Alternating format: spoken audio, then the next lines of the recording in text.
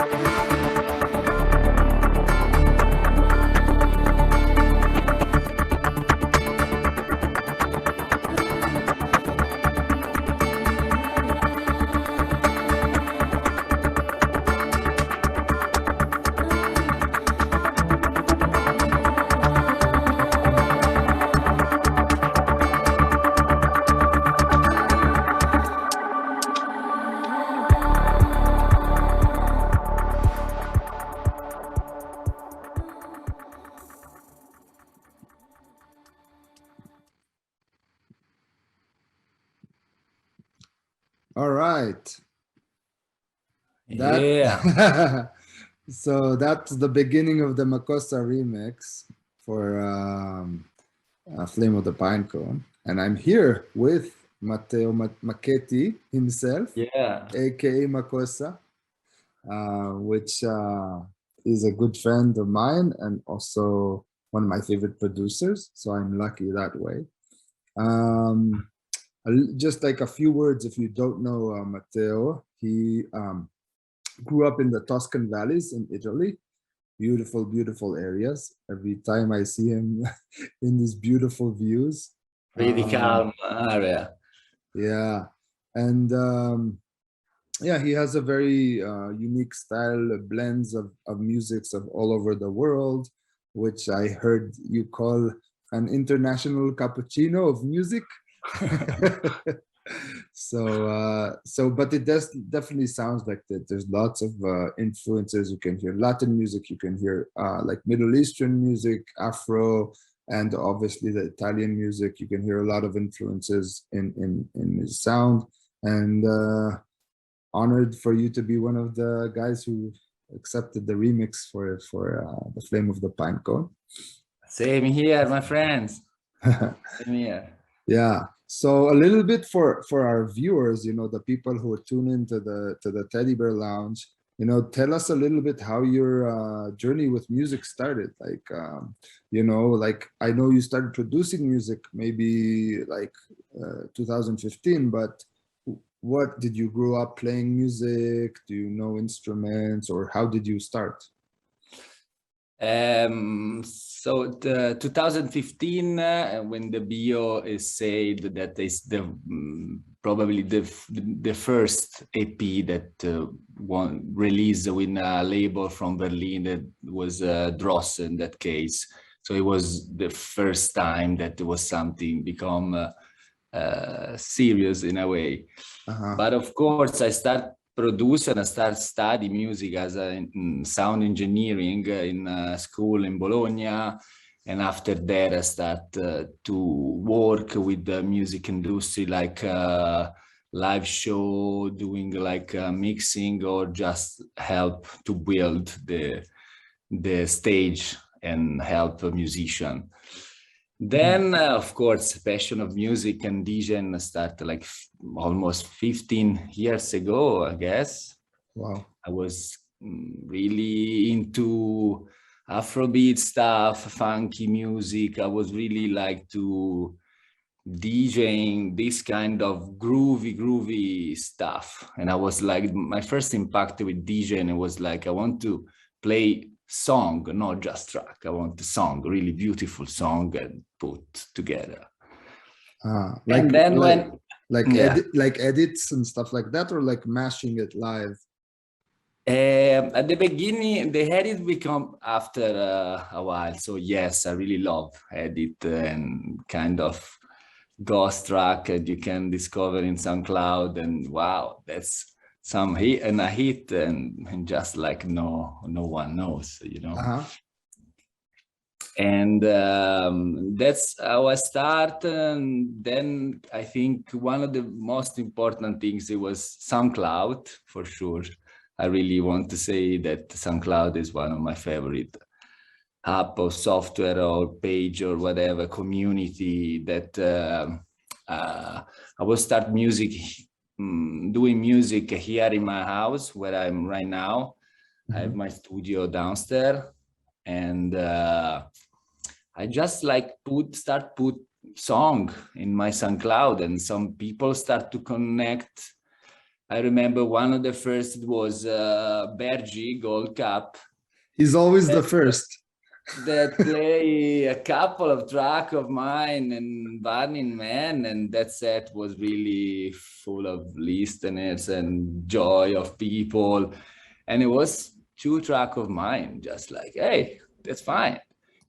Then we start like make like an edit together of Bill Withers, like same connection, same feeling about taste, you know. And that's the story, less more. Cool. It's funny about Birds because he basically has, I know so many people that he found their music first and played their music. It's also with me, like my first track that was really being played all over was Falafel, and Birch took that, and then sometimes we would play together. He has a good ear. He knows. Absolutely, definitely, yes. Yeah. Cool. And so you started from sound engineering, really, from like you were like a sound guy for the bands and mixing and stuff like that. Yes. So did you need to do any studying for Ableton, or you already had that in school, or? In the school, we practice mostly with Pro Tools software, which is different, of course, but when you start to understand about sequencer, or everything from all the sequencer are the same stuff to learn.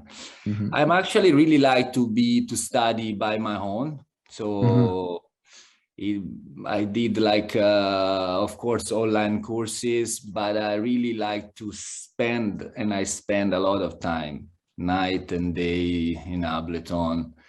Yeah. So also I'm no musician, but I start to play keyboard, so I have my analog stuff.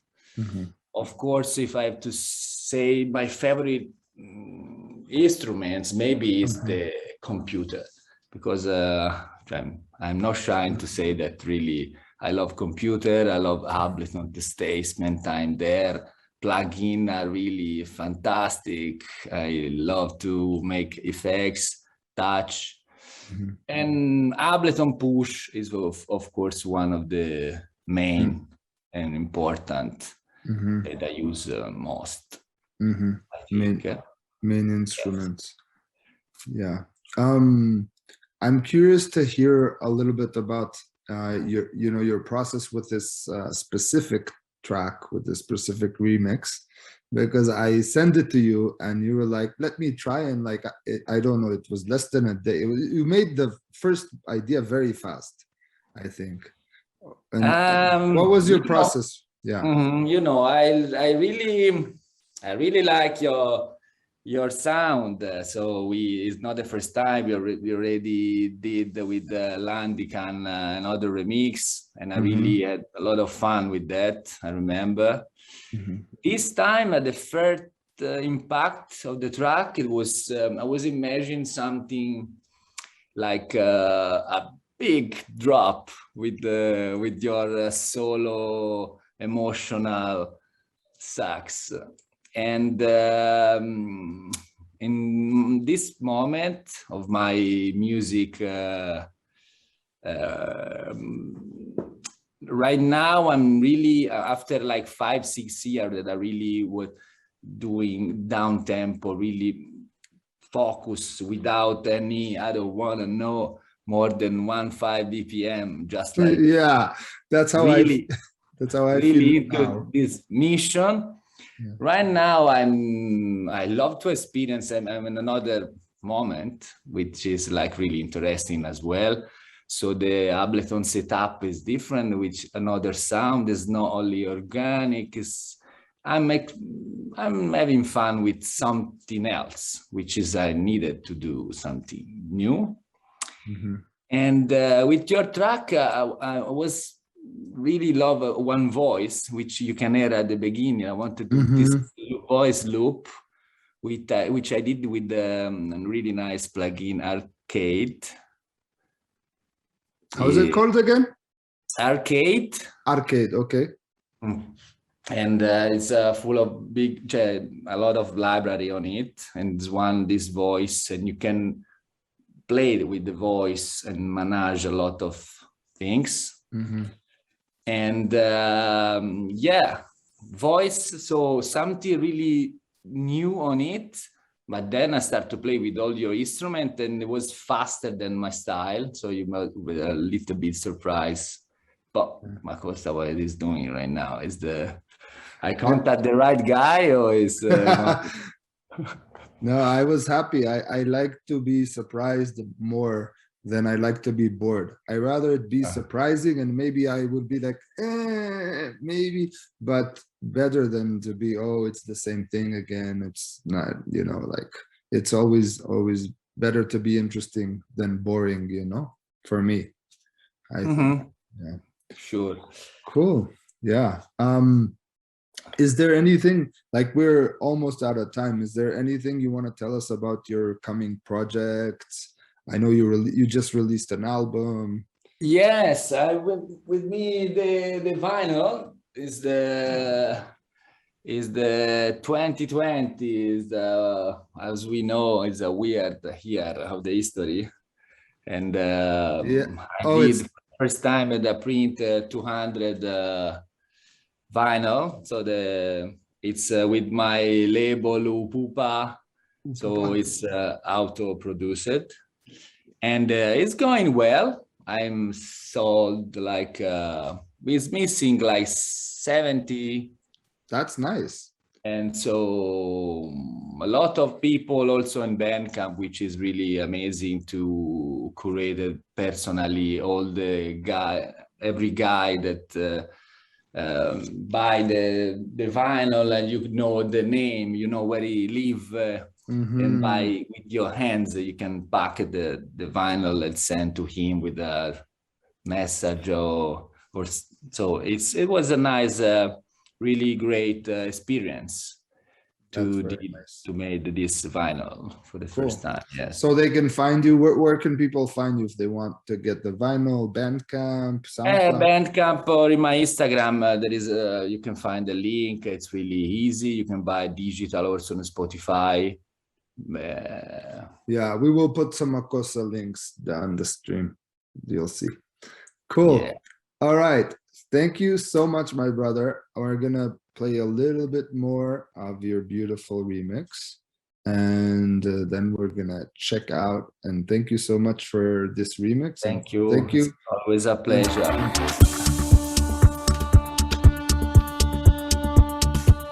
I want to jump. I'm gonna jump.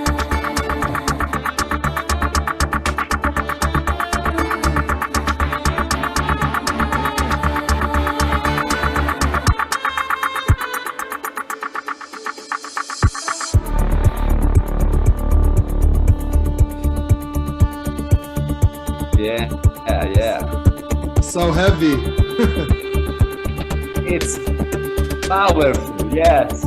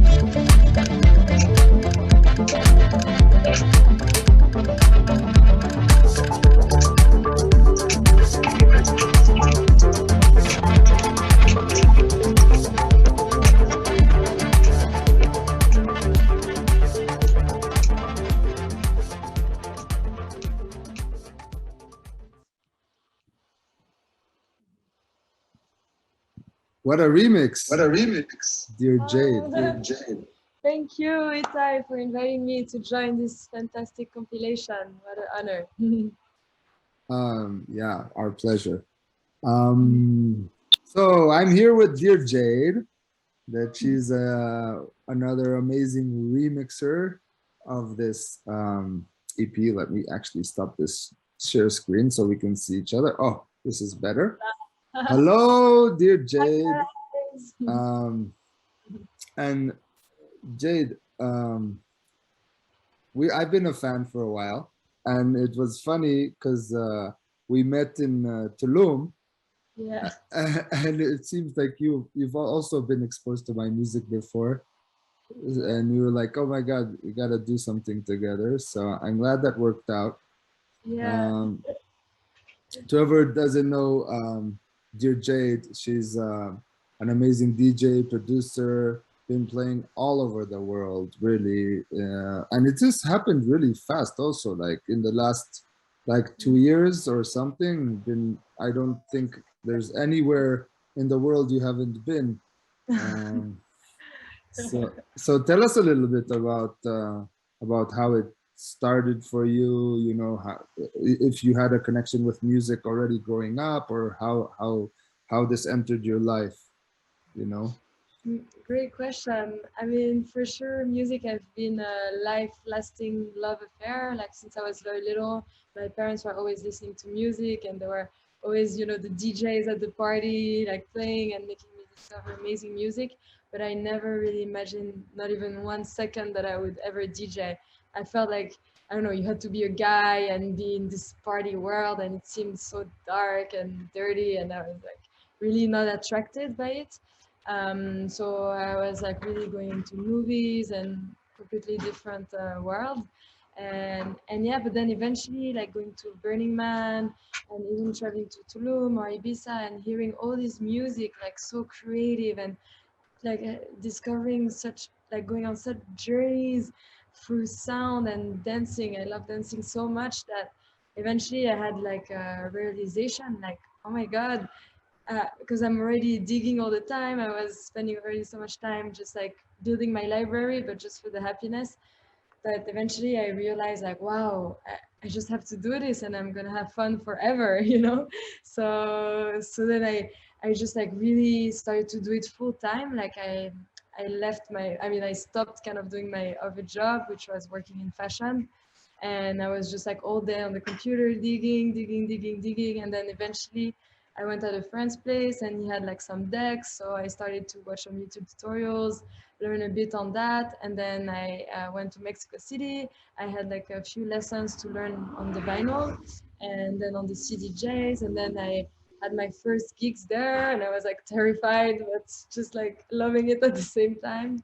And then it went from there. Then I went back to Europe, and yeah, and I started to get more and more bookings, publish some SoundCloud sets, and then some more people would contact me through SoundCloud like, hey, I heard you said you want to come play in like Cyprus or something, and yeah, cool. And then yeah, eventually I found my agency, like Shishi, that was Uh-huh. contacted me, and yeah, and then we started to work together, and yeah, and then eventually everything happened, you know, quite naturally. And yeah, it's been a beautiful journey. I'm so grateful that it's all my life now. Mm. And the shift from just DJing, because I think you've started also releasing music pretty recently, right? Like, how did that shift work? Like, how did you start production and releasing music? So actually, it's one time before I even started to DJ, I sat at a friend's place who made a track like kind of in front of me, and I was like, wow, like this is how you make music. Oh my god, it doesn't look as hard as it sounds, you know. And I was like, wow, super interesting. Like, wow, I could do this. Like, I mean, of course I don't know about really playing, but like everything you can learn. So I already felt like, okay, it would be in the process like happening naturally. So then I just went full on into DJing to really just like get that started, but always thinking about producing. And yeah, and then eventually it started like maybe 2 years ago that I started to really watch a lot of YouTube tutorials. I also bought some online courses, and I would spend hours watching like super boring German guys, like their computer explaining you about compressor or whatever, and just watching because I didn't, you know, I couldn't do anything yet. And then eventually, you know, after a while, like after hours and hours, like a friend just showed me in real life and told me like, hey, like, okay, you can do this and do this. And then it happened super fast. Like my friend, like Bloom, she offered me to do a remix of one of her tracks. I was like, okay, cool. So I started with that from the stems, and then I just had this first release, and then I made some more, and then the just like a little bit, and then the lockdown came, like just literally 2 months after, and I went home, and it was so good because I had like 4 months at least just at home, just every day on my computer, watching more tutorials, learning more how to play the piano, and producing. Sent my first tracks to Oliver Koletsky, and he loved them, and then he released on my first EP like last year on Silver Talents. So yeah, it's been a great journey. Everybody can do it. As hard as it seems. Yeah. Amazing, Mhm. amazing, so beautiful. What I guess I'm curious to, like, how was your process with this specific remix? Like Mm. what made you draw to it, and yeah, and how was the process? Well, first of all, one beautiful day you sent me the tracks, like some of the tracks of your EP, and I had such a big like a coup de foudre on several tracks actually, that I was like, wow, I love it, and I got so excited, and I had no idea that you were even considering like me remixing. I was just super into it, like so excited to play them, and then you're like, hey, do you want to do some remix? And I was like, wow, yeah, thank you. Like, I love them so much. I don't even know which one to pick. And yeah, but then you were aiming in the end to start with the Flame of the Pinecone. So I was like, wow, perfect. I love it so much. And because it was down tempo, I was like, okay, maybe I can do like a little bit faster version. So it was the idea, but without, you know, preserving the still the main feeling of your track. So I put it up to 111 BPM, and yeah, and then I was looking for some basses to really like just fill the dance floor space, you know, to really have something that I can play in a lot of different places. And yeah, then added some like melodies on top, a bit like dreamy, mysterious, and then I just like love really to add little sounds, effects, and little things here and there, like little sprinkles. Yeah. And yeah, and then yeah, eventually the track came to be. I was just had a great time. So thanks to you for inviting me again and letting me put my hands on it. Thank I actually I what I like about it is how surprising it is every time in the drop. You feel like it's gonna go. I'm gonna play it now. But is there before I say this, is there anything else you want to tell us about what you're up to? Are you any music or shows you're playing or things we should check out? Cool, thanks. Yeah, so actually this summer I'm doing a residency at Cova Santa in Ibiza, and it's been super fun. Every Sunday it's called Day Trip the Party. It's really funky, very like acid style, and a lot of fun. So if you're in Ibiza, come by for sure. Every Sunday. Amazing. Yeah, check out Deer Jade also on all the social media, Instagram and Facebook and SoundCloud and all the places. Thank you so much. I'll play a little bit more of the Deer Jade Flame of the Pinecone remix. And I want to find the place with that drop because the drop is so surprising. It's always goes like this way, this way, this way, and then the drop is like, whoa, somewhere else. And I just want to find that spot. Like,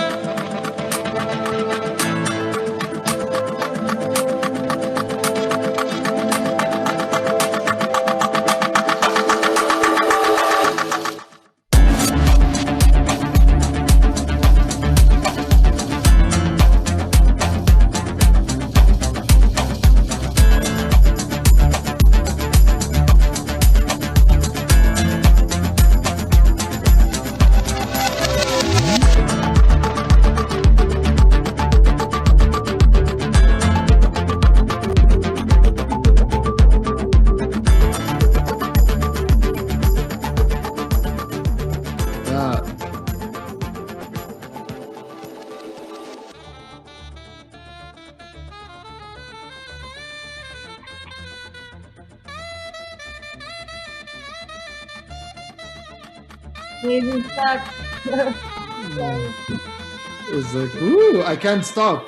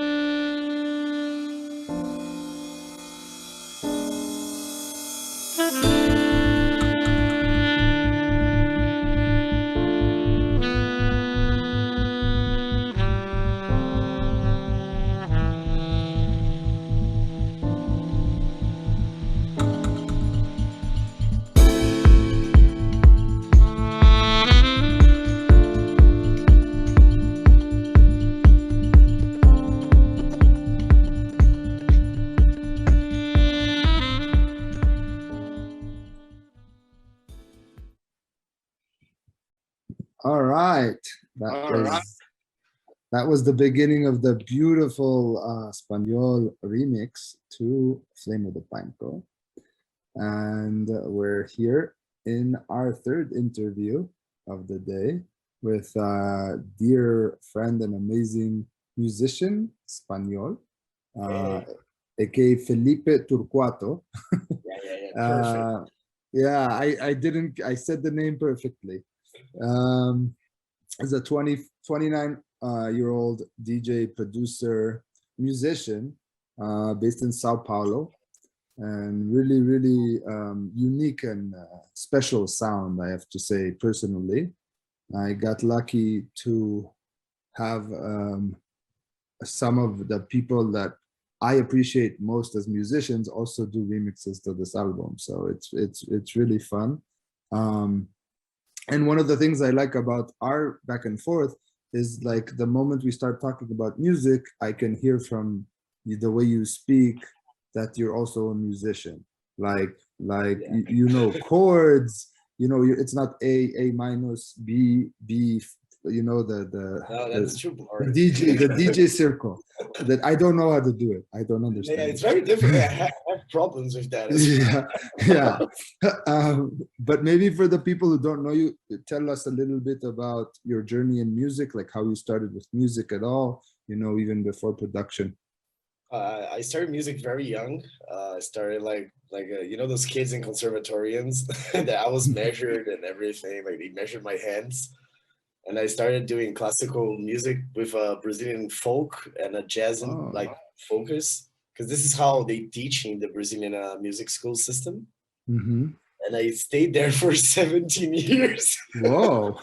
I did Brazilian guitar there, and by accident I got like I started with electronic music. It's super weird and fun. Like I went to the record store. Remember those? The record stores. Oh my god! And I was researching this Brazilian classical composer called Heitor de Villa-Lobos, and they put a wrong CD in the classical mix. This other guy called Ricardo Villa-Lobos, and I thought, I was like, oh, this is a cool CD. And like, wow, Heitor is getting very modern. And I went to hear it. It's fucking weird. Like, what the fuck was that? Yeah. It got me so curious that I started to like nerding it out. And here I am now.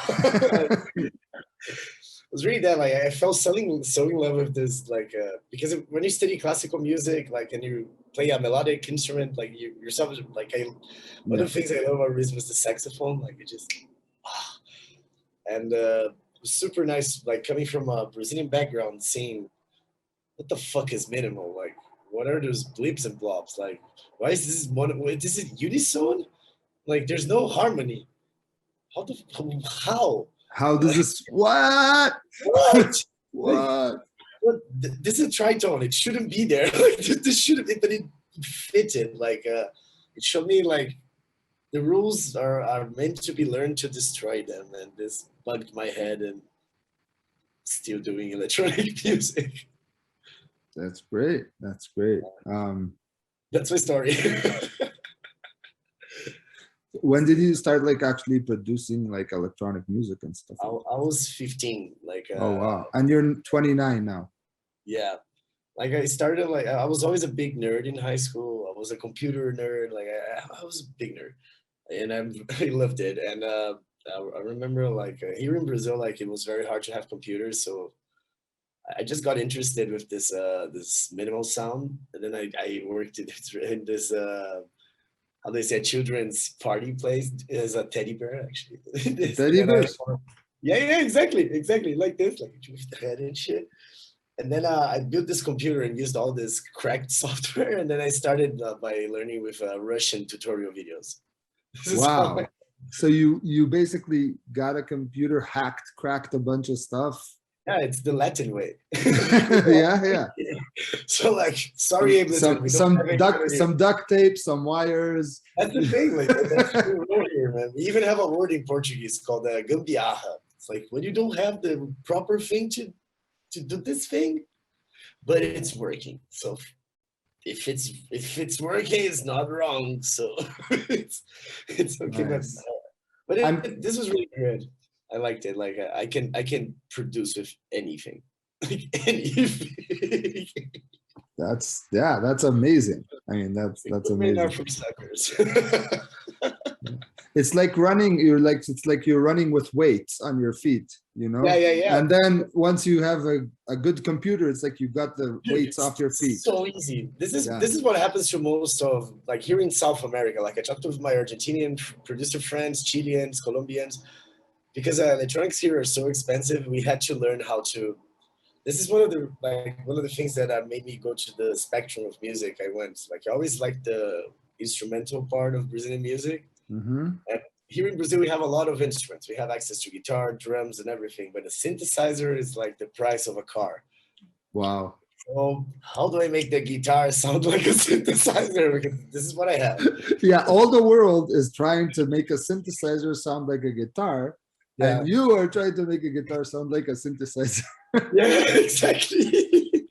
And also because of my background, like for me, it's easier to mod the guitar than to mod a synth. Like in your remix, I use the Fender bass to do your bass. Oh yeah. So tell us a little bit about that, about the remix and what got you interested in it and what was your process with it. It was a great track. I loved it. Like, thank you. The sax entered. I was like, oh fuck, I want it. I studied Brazilian music and Brazilian popular music. It's one of the brothers of jazz. And when I hear something jazzish, like this blue, sexy, chic sound,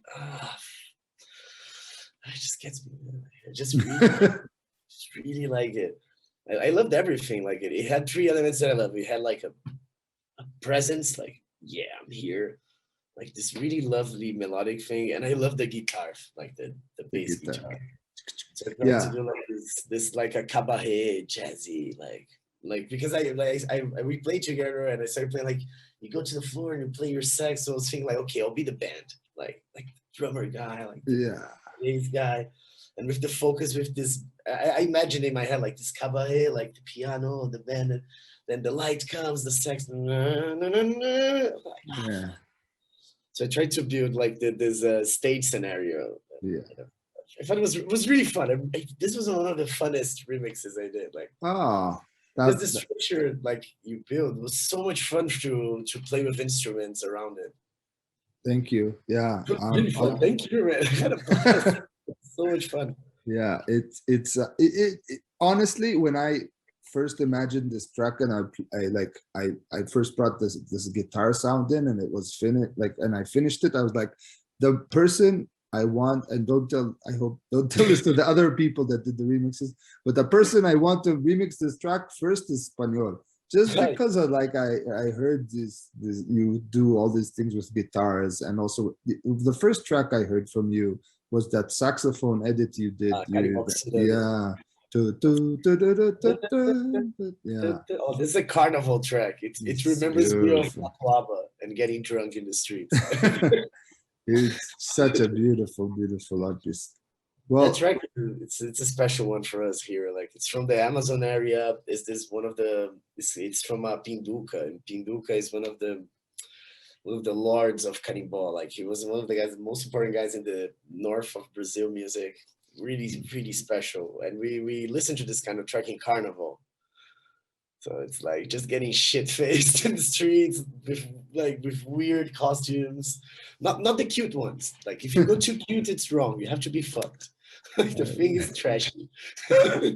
Oh my God. If you pay too much in the costume, like how do you think the costume is gonna be in the end? Like it's not gonna be okay. I can't wait till the next time I'm in Brazil. I'm gonna come see you. Carnival, man, that's a fun shit. It's just fun. Like, don't have any responsibilities. You will miss all your calls. Like, just the country stops its economy. We lose money actually with Carnival, but we don't care. It's crazy. Fuck it. Amazing. Well, bro, thanks so much for giving us this time and obviously for this amazing remix. Is there anything, like any shows coming up for you wanna, or any EPs, something you wanna let people know to look up for? I have no shows. No shows. Well, I'm in Corona land here. Yeah. But I have a lot of music coming up. Like I have our remix. I can't wait to get released. We just released today as well, also from Camel Riders. Oh yeah. Infuse, this amazing track, Tuchiman. Please check it out. Fuck, man, they're releasing great music. It's great. I heard it already, and it's great. It's really good. And also, there's a lot of stuff. We have our Magic EP that I did with my boys from Frankfurt, down Bay, and also. Dante is amazing. Man, he's from our club. He's from the Conservatory Club. He's an amazing drummer. Wow. My God. And Max Klauf. Had you seen? He's with the two-head guitar. I've not seen it yet. Really, like Jimmy Page, man. Jimmy Page shit. But the acoustic one, that's amazing. And he took the tabs from one, so it's like a slick. I had a guy in my music school. I had a guy that has a double, like headed guitar and bass here. Like really? Yeah.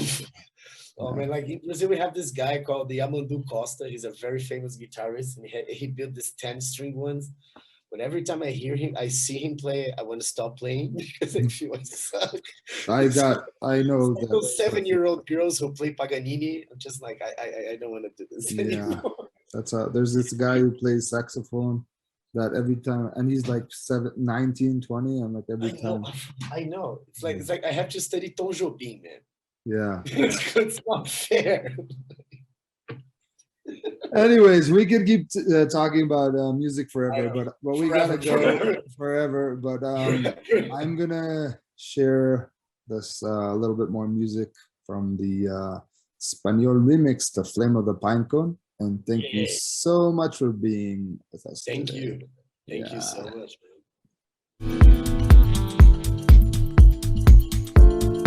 Jump here, see what happens here. I hope the honor.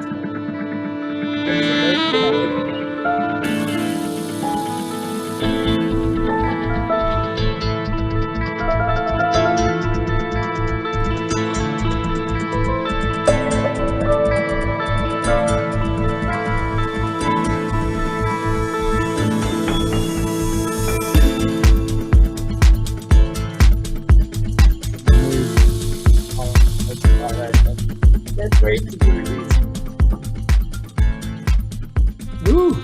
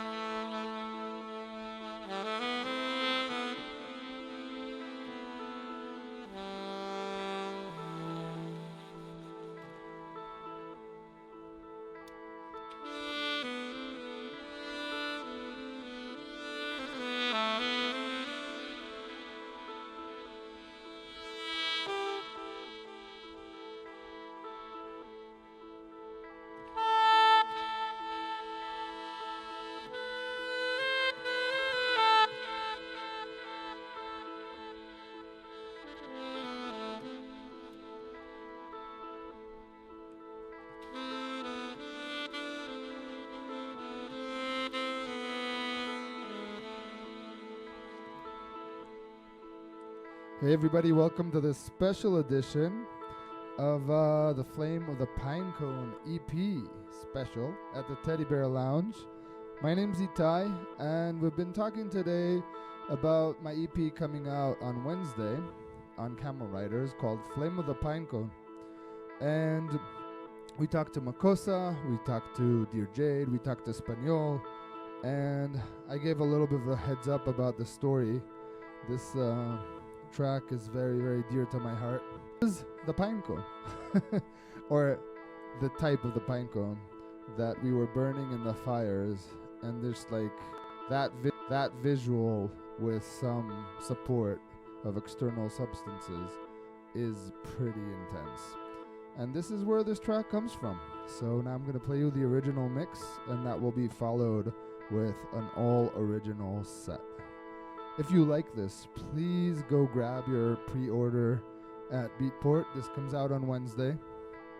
If you need any incentive to do that, send me a screenshot of your pre-order. I'll get you a cup. If I run out of cups, I'll get you Italian Friends fan, because it's hot. Yeah, I'll find something for you. But yeah, go support. Get that EP up in the charts. And love you all. And let's play some music.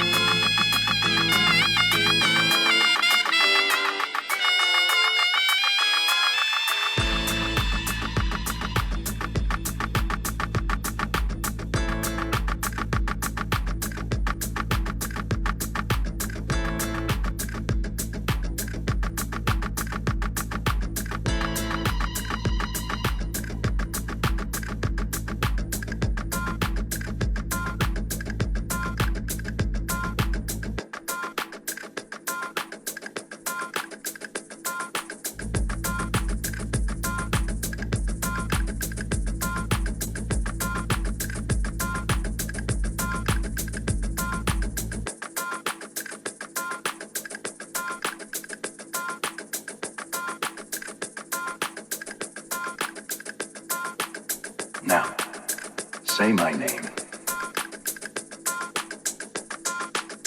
Heisenberg. You're goddamn right.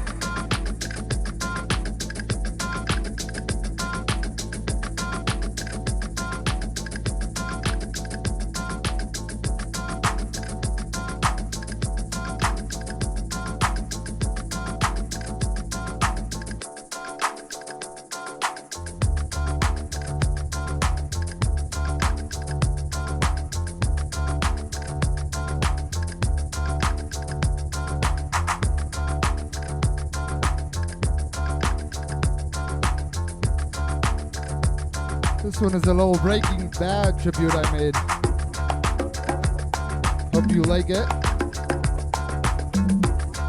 Like I said, I'm gonna try to pull off an all original set today. I have no idea how to do it. I'm gonna try and figure it out as we go.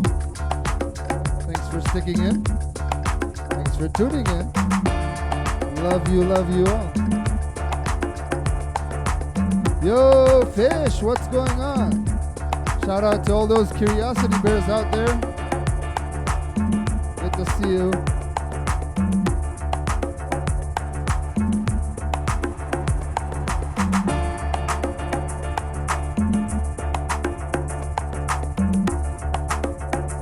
Who are you talking to right now?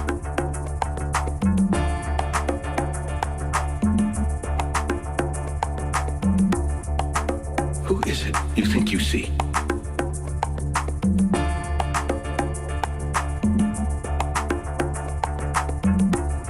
Do you know how much I make a year? I mean, even if I told you, you wouldn't believe it. Do you know what would happen if I suddenly decided to stop going into work? A business big enough that it could be listed on the NASDAQ goes belly up. Disappears. It ceases to exist without me. No, you clearly don't know who you're talking to, so let me clue you in. I am not in danger, Skylar. I am the danger. A guy opens his door and gets shot. You think that of me? No. I am the one who knocks. I am the danger.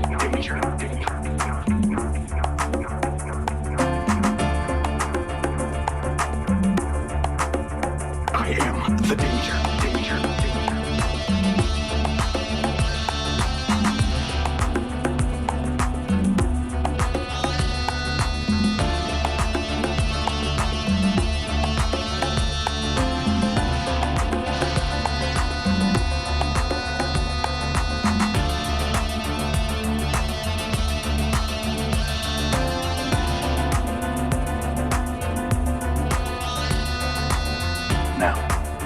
Say my name. Heisenberg. You're goddamn right.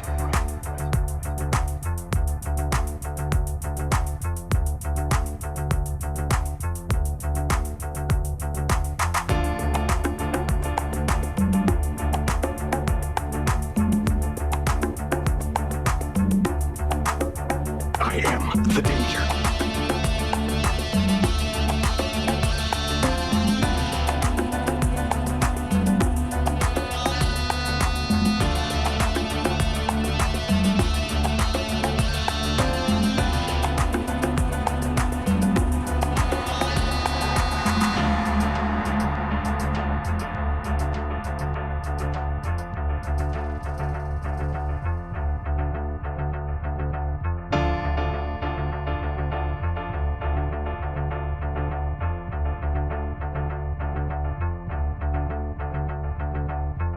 Exertion is done.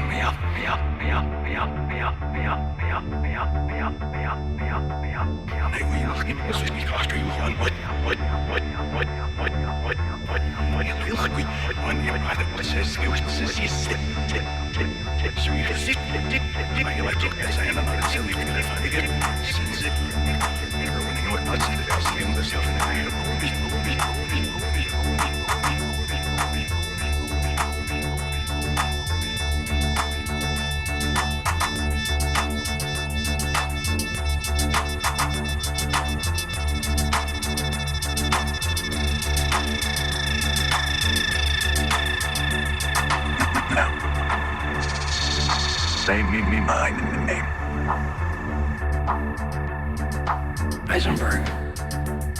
goddamn right.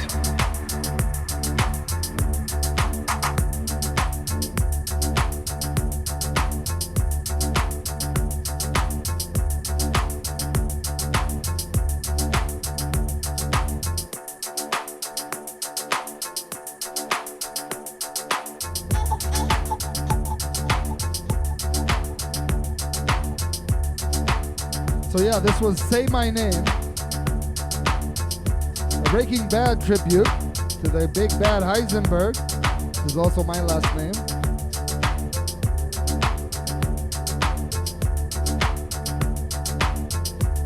Hi Irene, Wancy. Hi Curiosity Bears.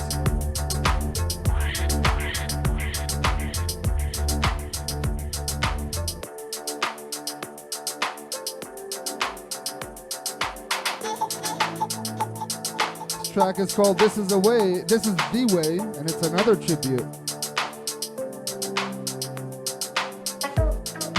that I made for the Star Wars series The Mandalorian. I hope you enjoy this.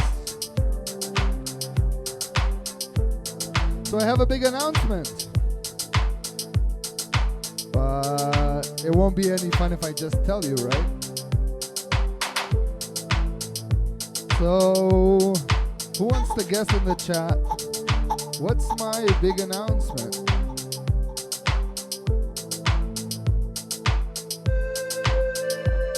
Wait, Swiftmo, how do you know about Drag Race? How do you know about that? Like, me and Irene watch that all the time. How do you know that? I will make her drag. I can do that.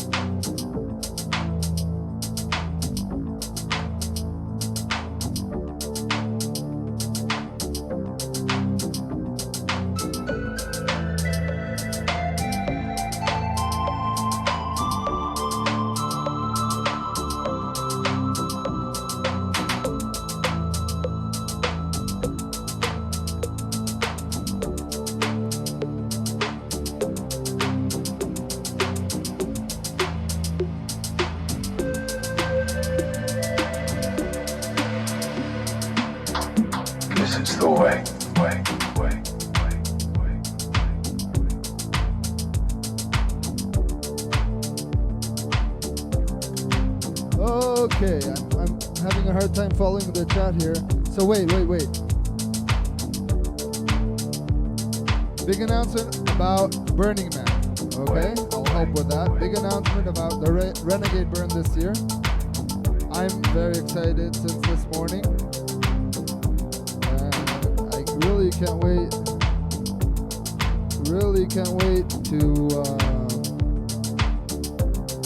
Can't wait to share this with you, but I want to let you guess a little bit.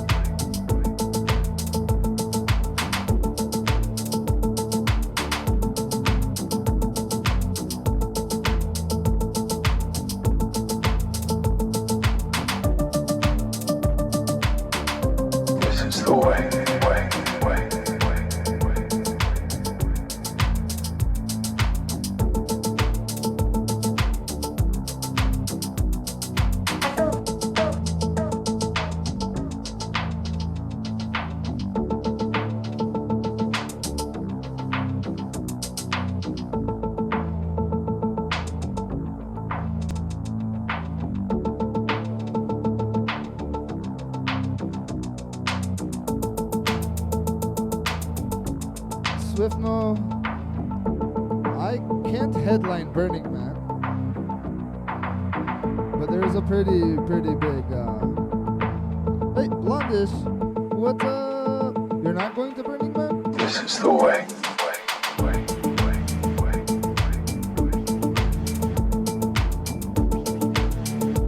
Anyways, playing all originals today, or remixes and edits, all my stuff, my music.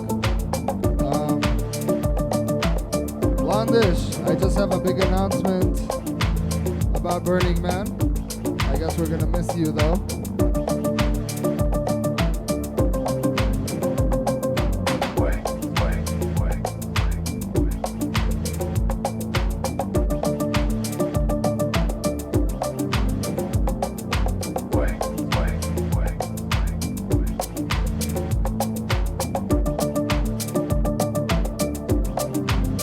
Not playing first track falafel.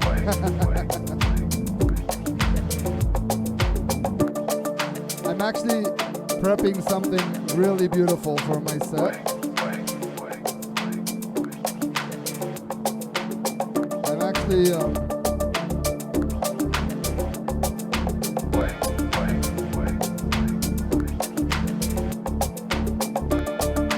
oh my god, I'm multitasking.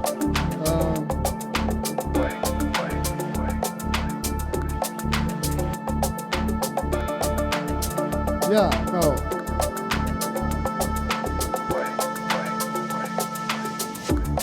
Blondish, if Zach tells you there's no such thing as can't, and you want to get into the US, I'm not saying it's the worst idea to talk to him. If anybody can find a way, it's Zach. Just saying. But good to see all of you playing all originals today. Big announcement about the burn. I'll be taking Blondish's spot. No, she's not coming. That's the big announcement. The big announcement I had about the burn is that Blondish isn't coming.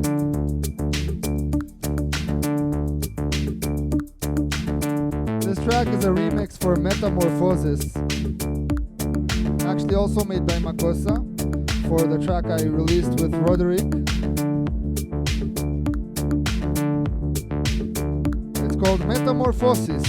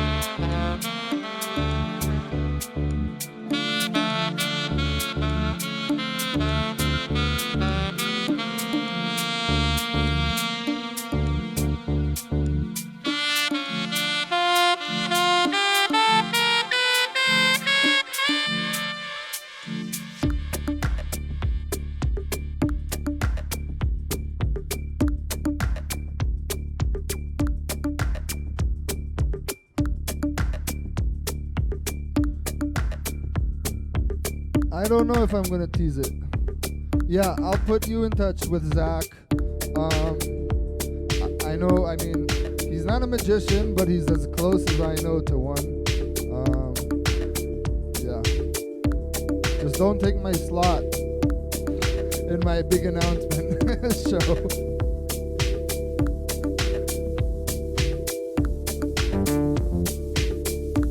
Blondish, if we get you out there, we're building a moving stage. We're building a moving stage. And we're gonna, if you come out, we need to do like an abracadabra thing. We're camping. Well, if I say who we're camping with, I'm going to kind of give out the announcement.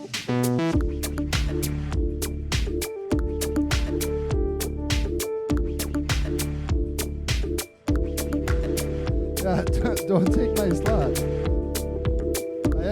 I'll end up getting you out to the burn, and then I'll be like, oh, listen, we have to cut your set 30 minutes because Viv could make it.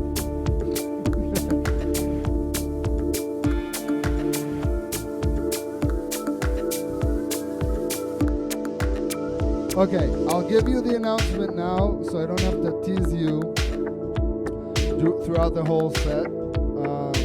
I'm not going to get super into details, but I got an email today.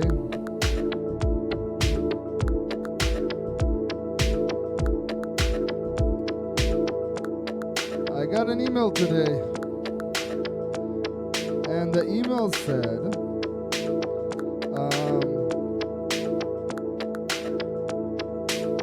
we're so happy.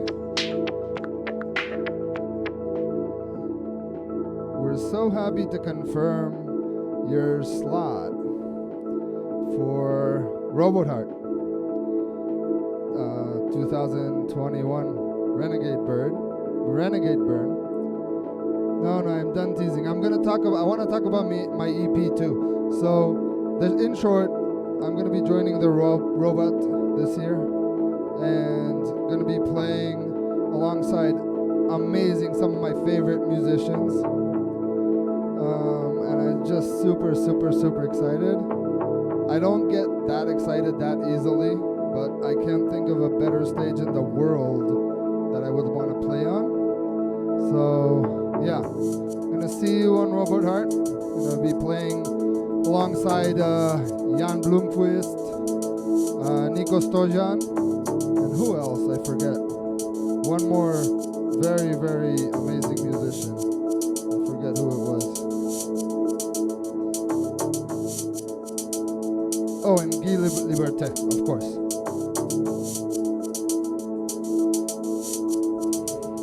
Alright, I told you.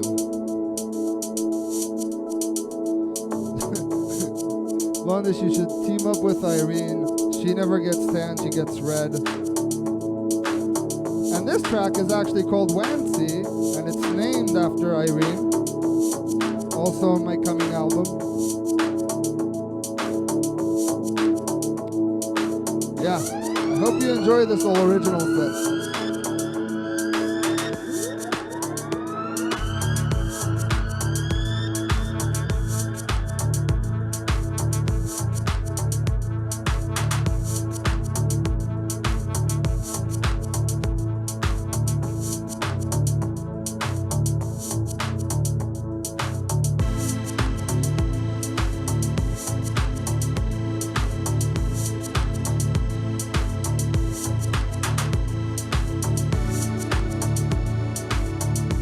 Realized the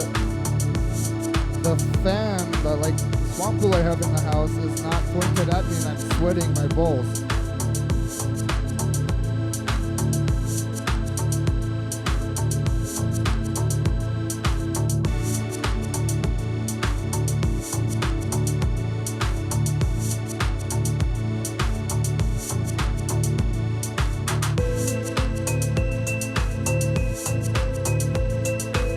Okay, so Viv, if we bring you out, don't take my Robot Heart spot, huh?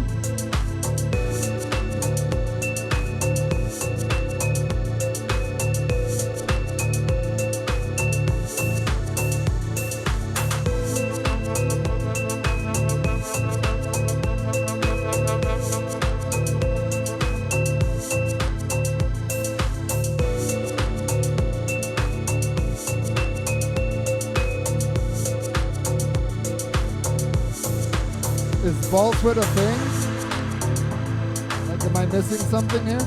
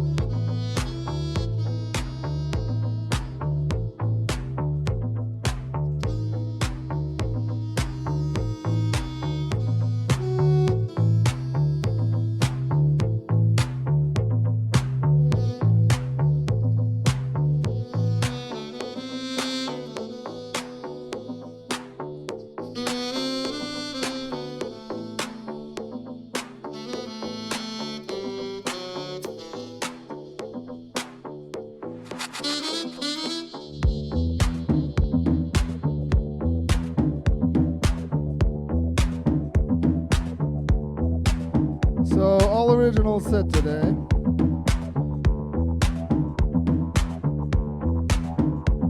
So, Blondish, you asked what's this about this one or about the last one? The last one is called Wancy. It's coming out on my album. And Wancy is the nickname I call my partner in life, Irene. And then this beat is a MOM, M-O-M remix to a track called Get Up. It's actually much faster. I'm gonna push the tempos a little bit today because I'm playing all originals and I'm trying to make all of them fit. So it's gonna be interesting.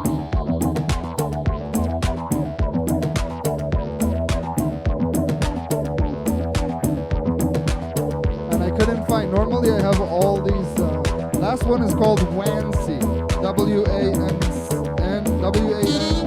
like Nancy but with a W. Wancy.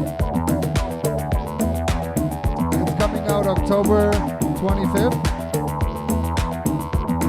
October 25th on Camel Riders.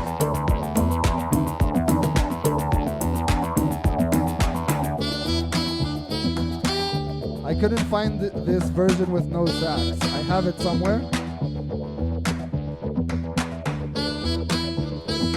But I guess I'm just gonna have to jam to myself.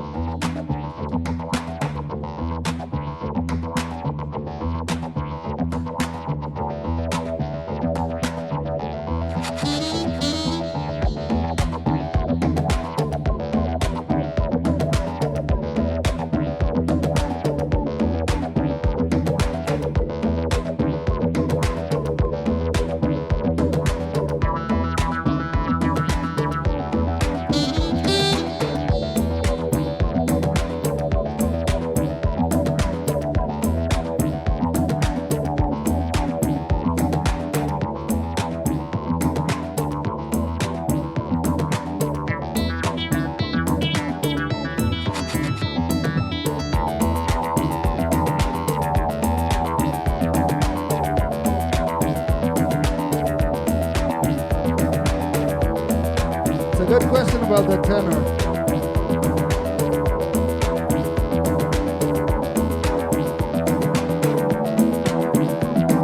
The thing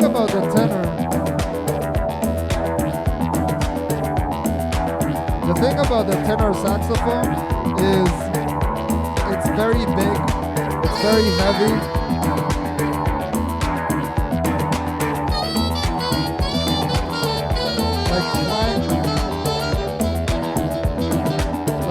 With a tenor.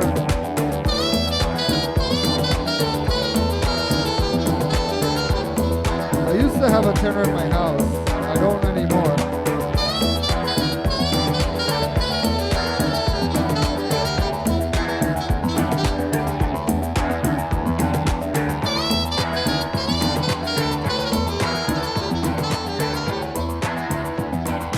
All right, can everybody hear me over there?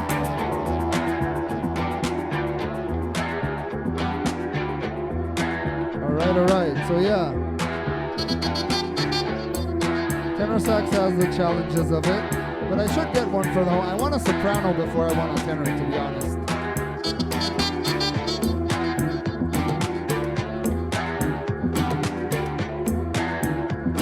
Thanks, Eccentric Whale.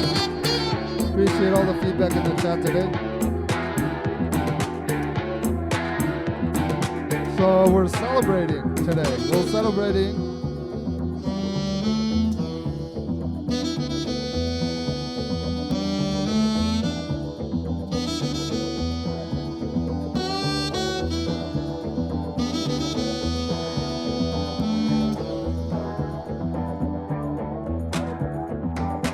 celebrating today. We're celebrating my EP, the first single of my album, called Flame of the Pinecone.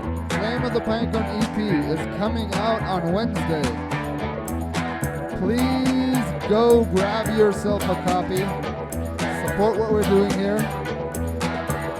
That link down there, you see that bit little link? You click it, get yourself a copy.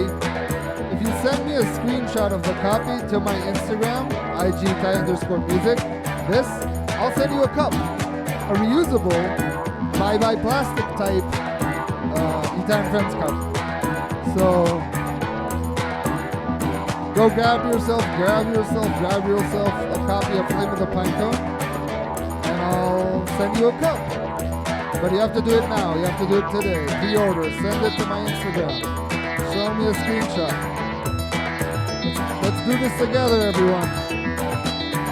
Let's bring that track to number 1.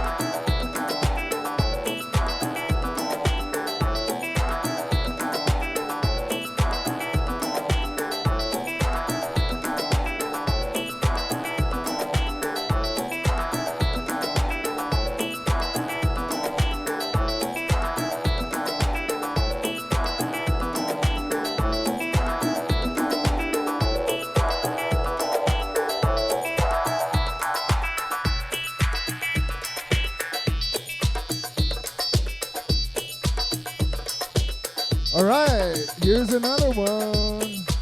So far, the original thing is working. Playing for 45 minutes. All originals. All originals. I don't sing in any of my tracks, so don't worry about that. All originals. I won't sing in my album. So you can relax about that. All originals. I only exclusively sing on Abracadabra. This track is called Jacob's Ladder. Ooh, maybe I should add some acid to it.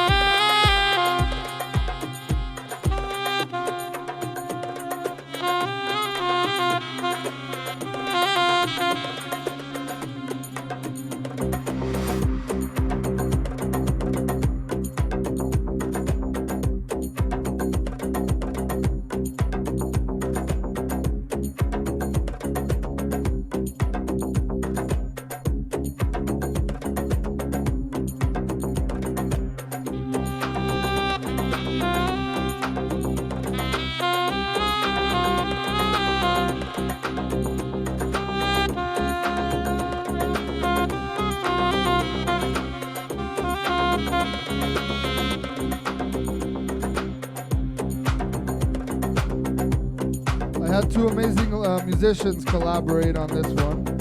Ali Paris, which is Palestinian and became a good friend of mine, and it was really magical to work with him.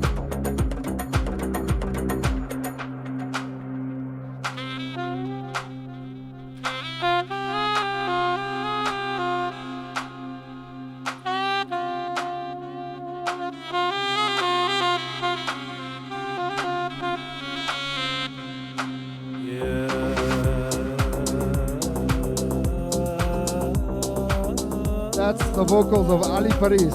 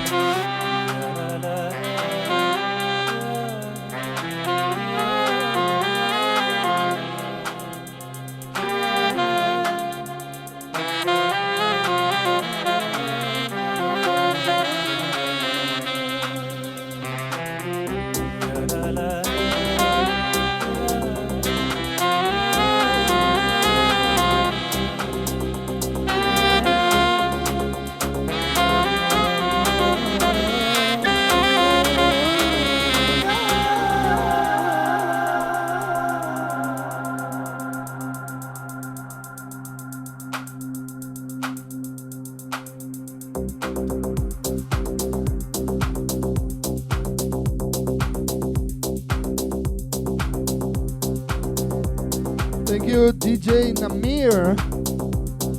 Thanks for your appreciation.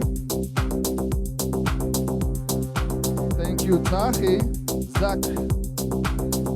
It's good to see all these curiosity bears in the chat and behind me in the Teddy Bear Lounge.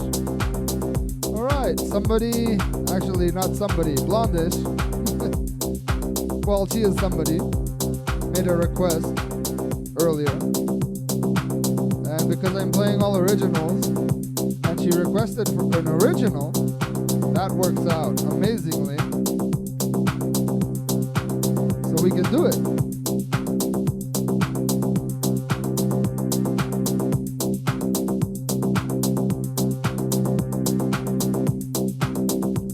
Alright, who recognizes this track?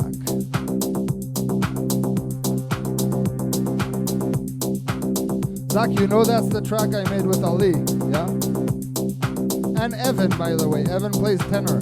Speaking of tenor, Evan Hetfield plays tenor on this track, on Jacob's Ladder. Alright, who recognizes this one?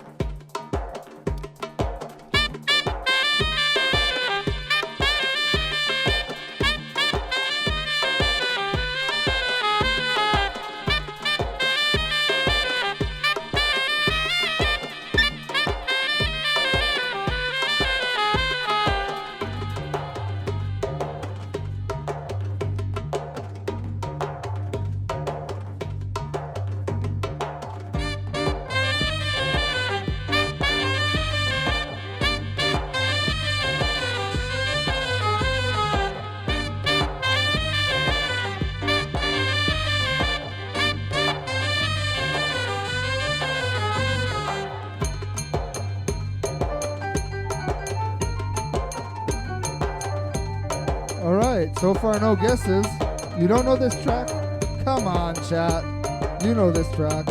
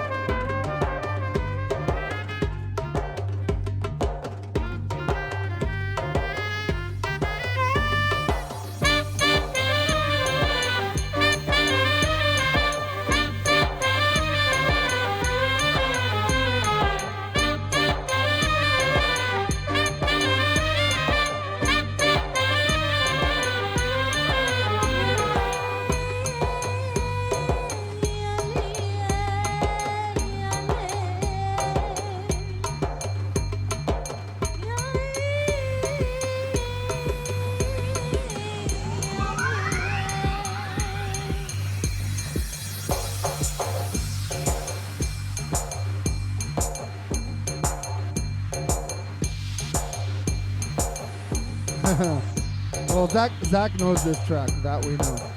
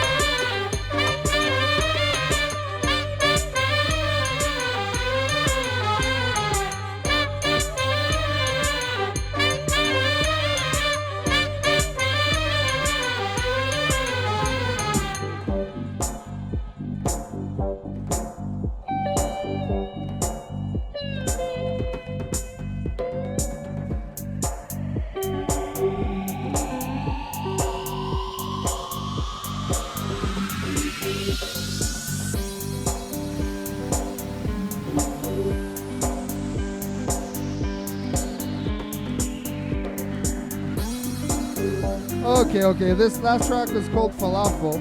If you haven't heard it so far, you can find it on all the streaming and other platforms. And the next track is a track from me and Mom, M-O-M, Luis. It's a remake, basically a version that we did at Burning Man for Dennis Hobbert's Paradome.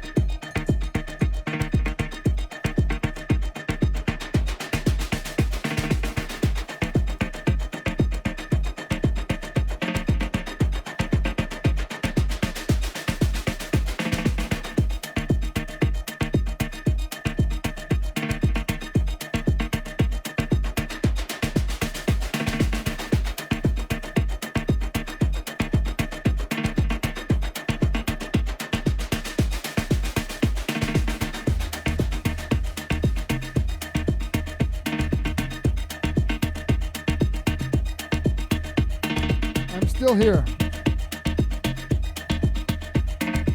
Yeah, Falafel. This track is called Falafel. This track is called Paradon. It's a remake that me and Mom did for Dennis Hobart's track. And yeah, it's basically we played it live at Burning Man like 3 years ago, and we were like, oh, this sounds good, let's just record this. So that's what happened.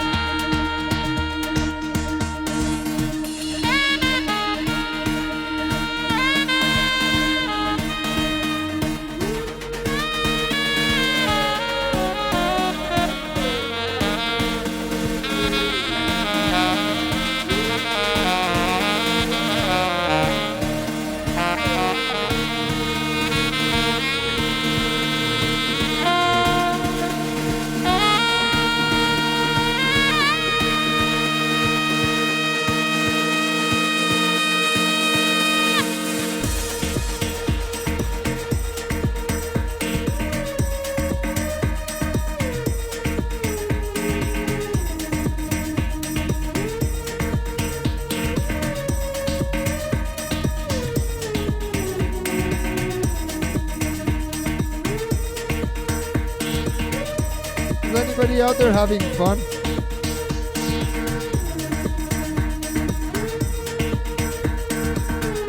I'm having fun. Also, Sakib asked for 10-15 more minutes, meaning he's giving us more time. But I gotta say something. I'm not sure I have enough originals to fill out those 15 minutes. So if we keep going, and it's up to you, if you want me to keep going, I can keep going, but I can't promise it's all gonna be original.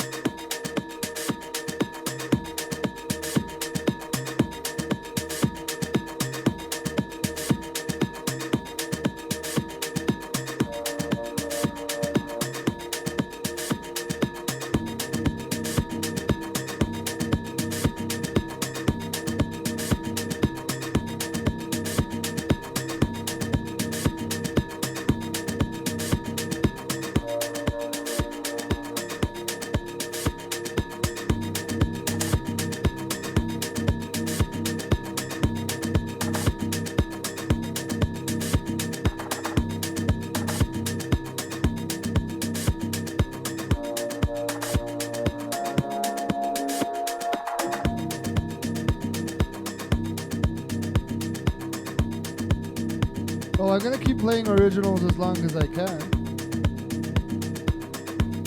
We'll see what comes up. I have at least 2 or 3 more that I really want to play to y'all. A little bit faster than what I normally play here on the stream.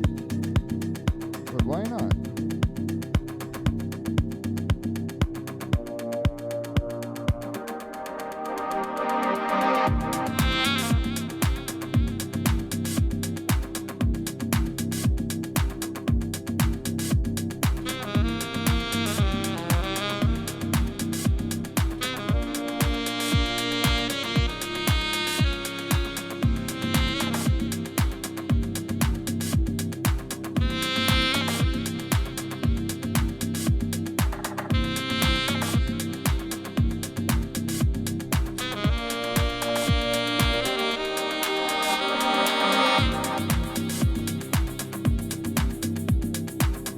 Original tune from me and Matt Hill. It's been a while since I've done stuff with him. Miss you, buddy. Down in Orange County.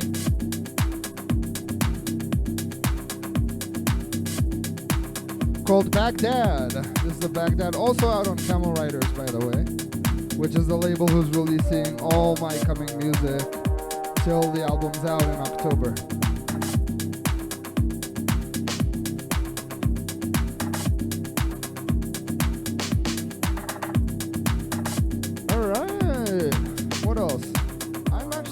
Play. I'm curious if you're gonna recognize this one.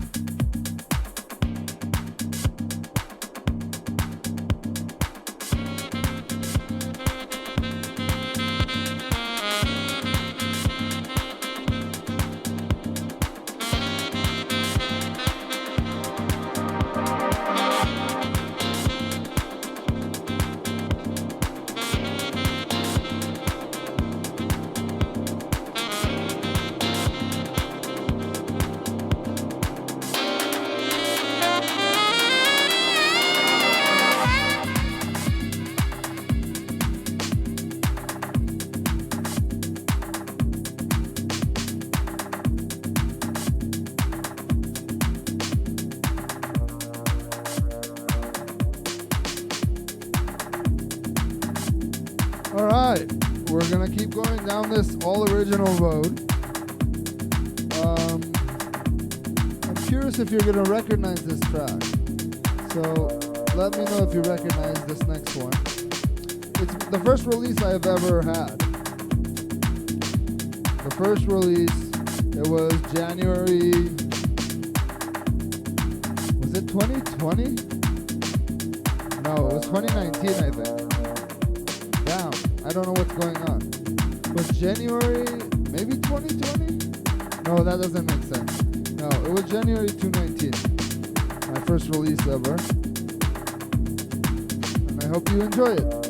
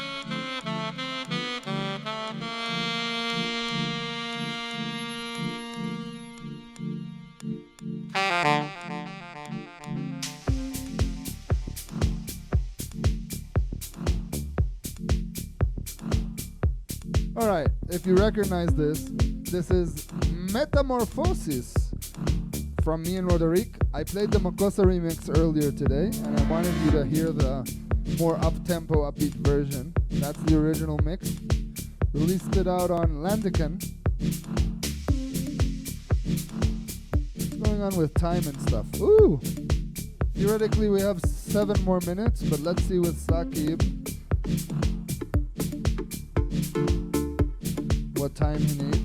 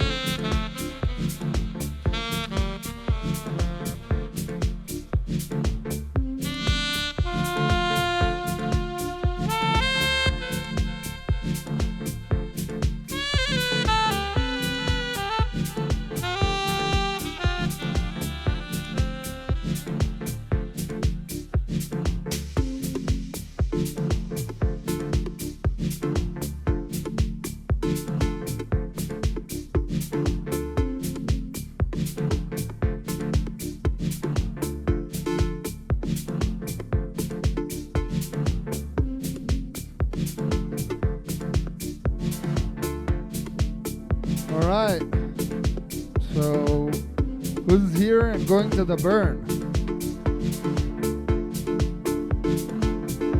Because I'm going.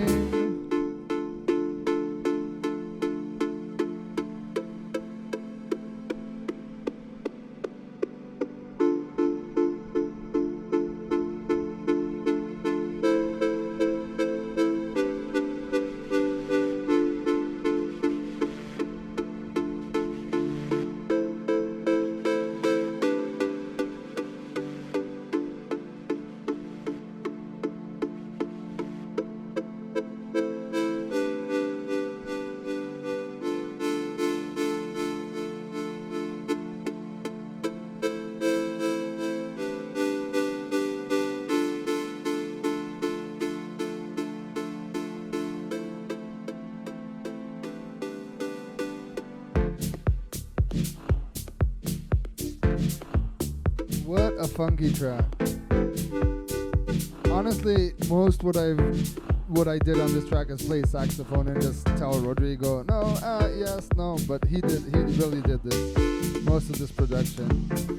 And beautiful, he's a beautiful producer. Rodrigo, you don't know him, find him in Mexico.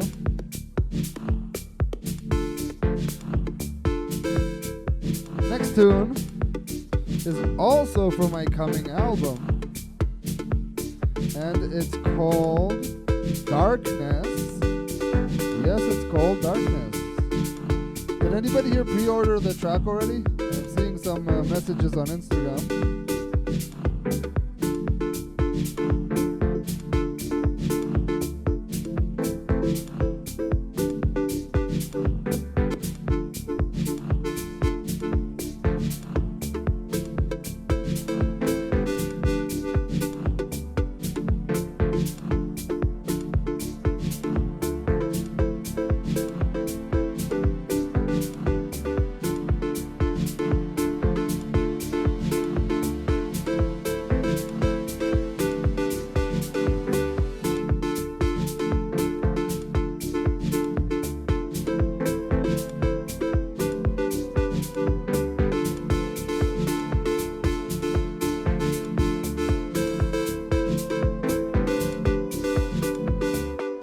All the tracks you're hearing today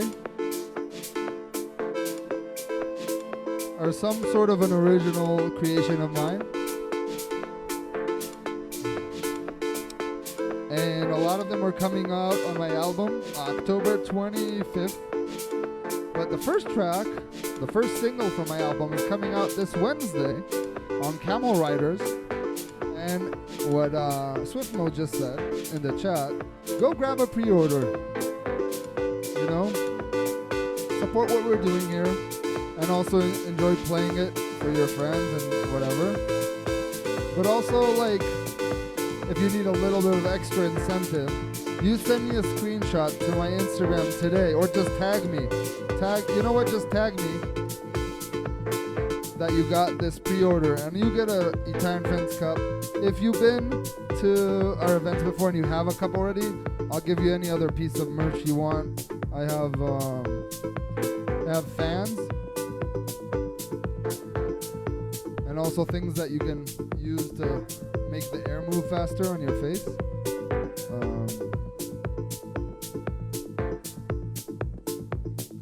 So Irene is asking what happens if she comes to Burning Man.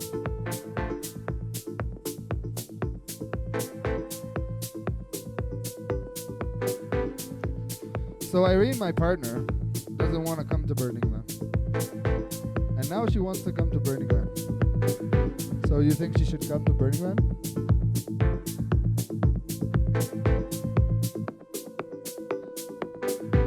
This track is called Darkness. And it's not a pessimistic track. I know, like, when you say darkness, you're like, ooh, darkness. But it's actually... Swiftmo will take your spot. This track is called Darkness, but I'm not, like, I didn't write it with, like, negative vibes. Like, it was more of, like, the deepness of the darkness, you know, and how it hits, you know, in, like, a deeper way that, like, light just can't, you know. There's something about darkness. It's even, like, sometimes about sadness that it's not, when it's not judged, you know. There's something beautiful about the darkness, and that's, you know, that's just the track. And it's very minimal, doesn't have almost anything in it.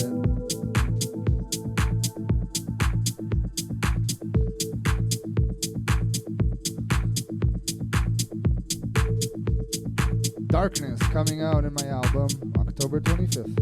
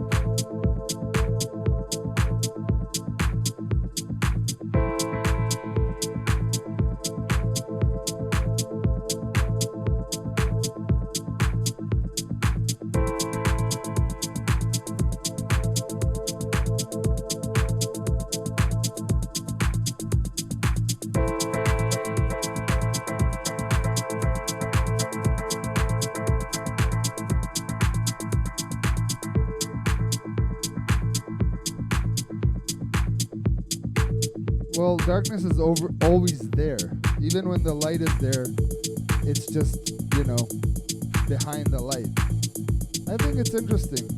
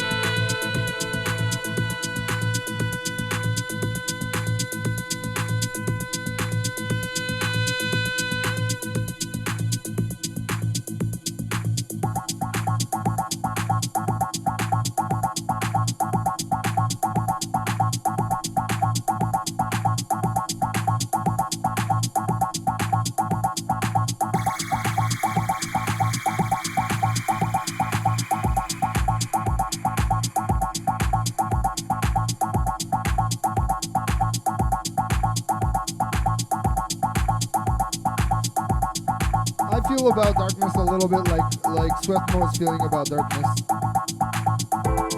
I feel like darkness is kind of like the container of the light, I can't talk over this.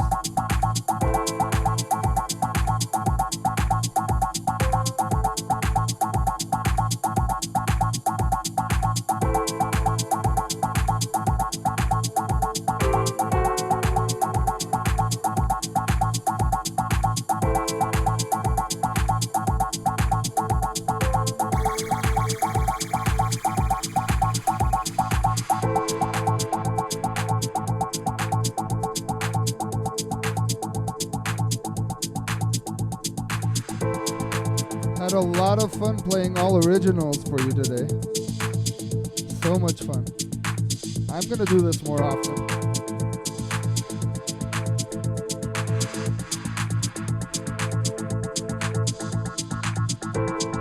Actually, I have an interesting question for the chat.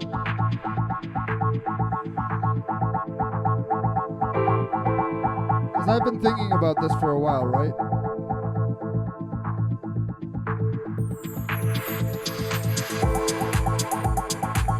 So my question is,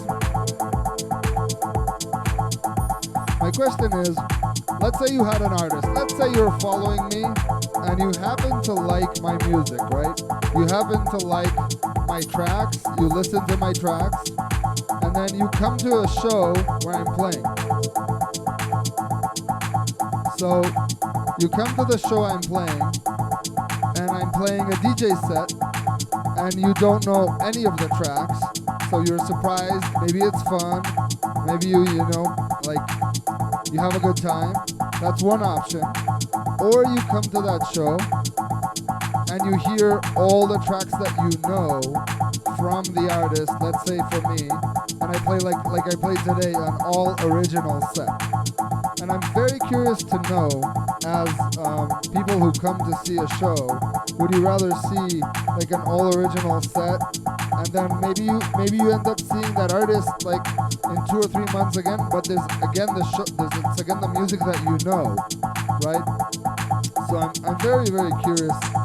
I'm very curious to hear what you think about this in the chat, because I've been thinking about this for a while. Like, I would love to play an all original set, but I also really enjoy playing like new stuff. So I don't know. I'm really, really curious to hear what you say.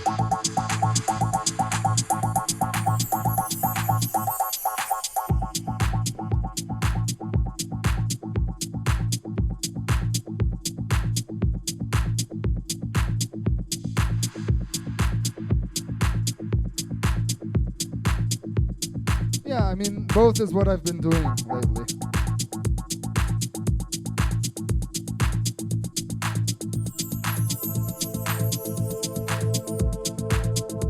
Wow, that's a lot of responses. I appreciate that. Thank you.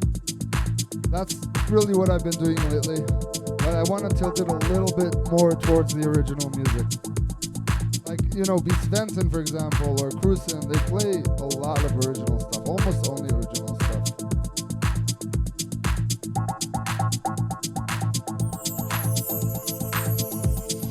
Hear those sprinkles of light of stardust in the darkness. All right, I think this is the last track. I don't know. I'm waiting to hear from Saki.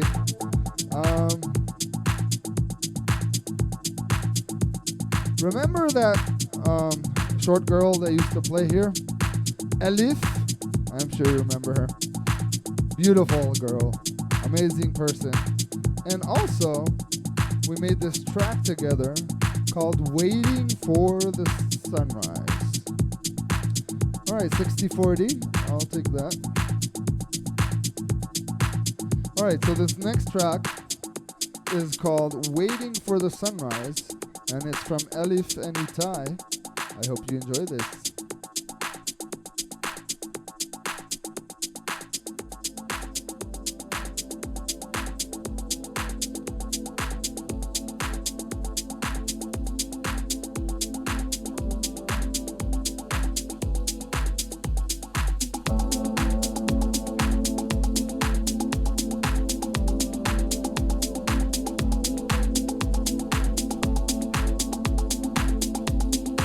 Oh, thank you for the tip. I didn't see that. I appreciate that. Anun, appreciate it. Thank you so much. Tips are highly appreciated in the chat. But you know what's also appreciated? Pre-ordering the track on Beatport. And that will get you a cup if you send me the screenshot. But it can also get you a fan, or we got fanny packs. If you're in a cold area, we got beanies. We got things. I just want you to be happy and enjoy the music. All right, ITAI and Elif, Waiting for the Sunrise.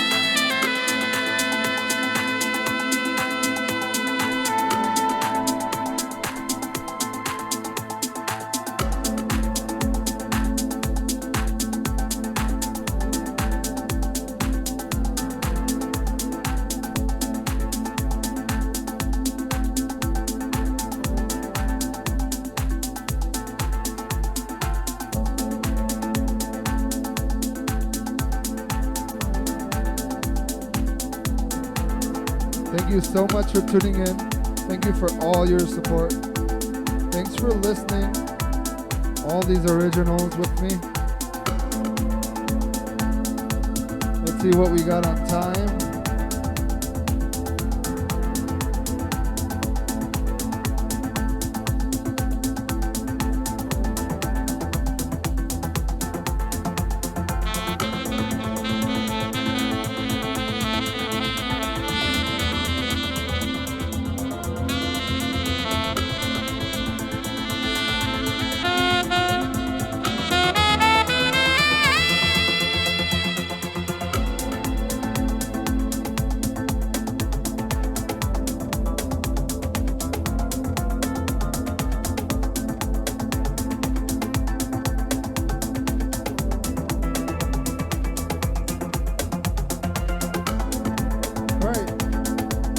Jumburglar, can't say it. Jumburglars, Jamburglars, coming up next. Still figuring out some technical issues. I think I found another original. It's kind of a little original. It's more of a collaboration between me and Be Svenden. I know you know that producer. One of the most amazing musical souls you'll ever meet.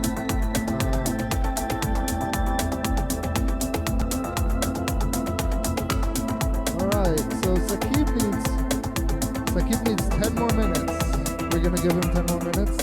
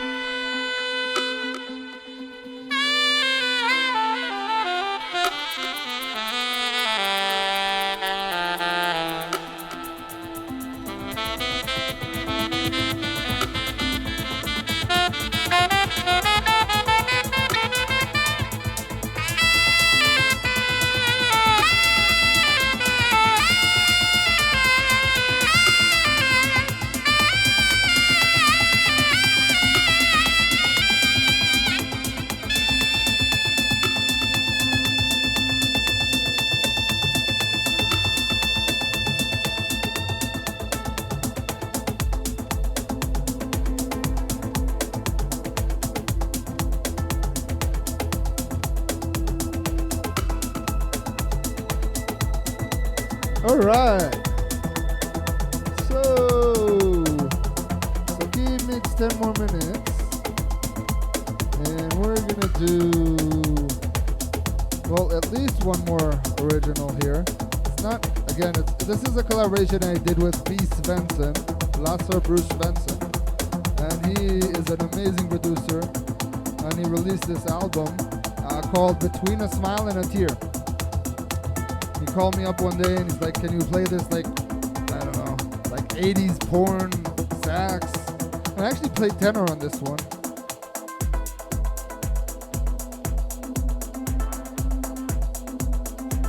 And yeah, and I would love to see what you think about it. Actually, after the album came out, Lasse did a dance floor version for this. So this is Flint by Be Svenden, and yours truly on the sax. And this is the dance floor version. I hope you enjoy it.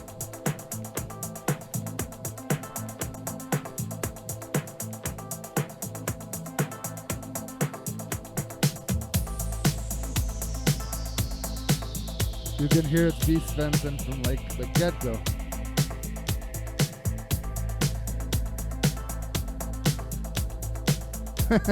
DJ Koot, that's great. I will do that actually. When they say ready, I'll tell them, no, I need 10 more minutes.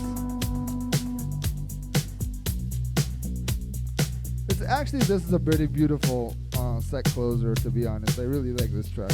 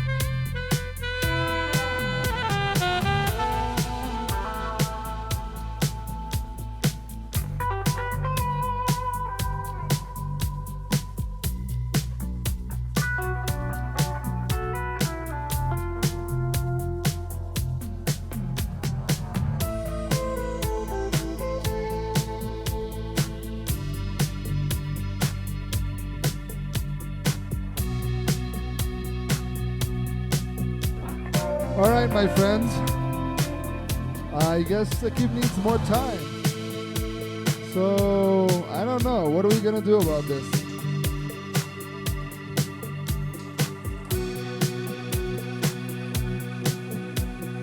Should I play all originals from another artist?